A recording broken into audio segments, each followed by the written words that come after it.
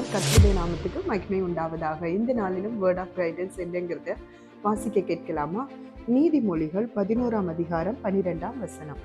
மதிக்கெட்டவன் பிறனை அவமதிக்கிறான், புத்திமானோ தன் வாயை அடக்கி கொள்ளுகிறான் என்பதாக.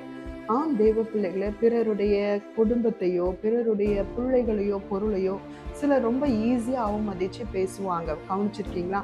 அப்படி அவமதிச்சு பேசுறவங்களுக்கு ஆண்டவருடைய வார்த்தை சொல்லுது, அது மதிக்கெட்ட. அப்படி மதிக்கெட்ட ஒரு வார்த்தையை நம்ம பேசக்கூடாது. அது ரொம்ப பாவமா இருக்கும் தேவ பிள்ளைகளே. ஆனா புத்திமான்கள் பாருங்க, அப்படி பேசுற பேச்சை கூட கேட்டுட்டு வாயை திறக்காதபடிக்கு அமைதியா இருக்காங்க. அப்படி வாயை திறவாதபடிக்கு இருக்கிற அவங்களுக்காக ஆண்டவரே ஒரு நாள் பேசுவாருங்க. அது ரொம்ப கஷ்டமா இருக்கும்.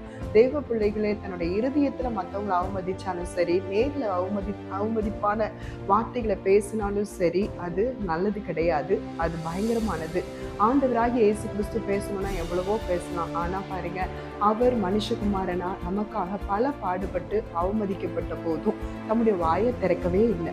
அதே மாதிரி தேவனுடைய பிள்ளைகளும் தம்முடைய வாயை திறக்க மாட்டாங்க. அவங்க தான் புத்திமான்கள் சொல்றாங்க. இன்னைக்கு அவமதிக்கப்படும் போது நம்முடைய வாயை திறவாதபடி காக்கிற தேவ பிள்ளைகளை அவமதிச்சு பேசாம கவனத்தோட பேசுங்க. கர்த்தர் உங்களை ஆசீர்வதிப்பார். God bless you.